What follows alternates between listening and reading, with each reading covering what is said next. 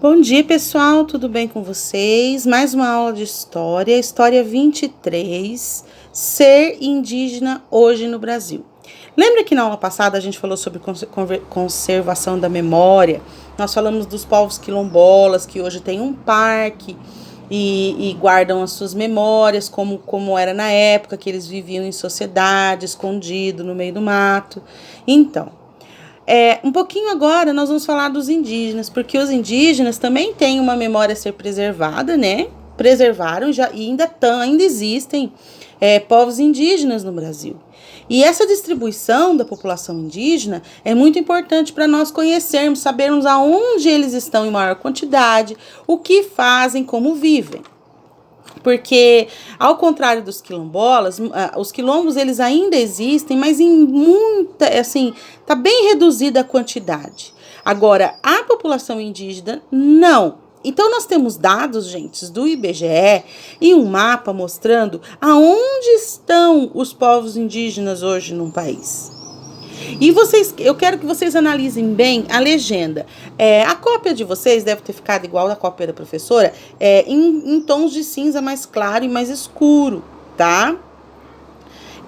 Mas dá muito bem pra gente conseguir, eu achei que ficou claro, pra gente conseguir ver os dados, que esses dados são os mais importantes, tá bom? Essas informações, gente, eles são fonte de 2010. Lembra que eu falei pra vocês que o IBGE realiza essa colheita de dados de 10 em 10 anos? Então, esses dados, eles foram recolhidos em 2010 a respeito da população indígena. Então, quando você vai preencher um papel, um documento, você fala a sua nacionalidade, a sua origem, né? E aproximadamente 896 mil pessoas se declaram indígenas, tá? E aí, eu não vou falar para vocês, senão eu vou dar a resposta dos exercícios que estão aqui do lado. Eu quero que vocês analisem esses dados e respondam para mim esses dados. Eu vou estar perguntando aqui, em que estado fica o município com maior quantidade de indígenas no Brasil? Eu vou perguntar qual é o estado brasileiro que menos tem indígenas. E tudo isso está aqui, ó.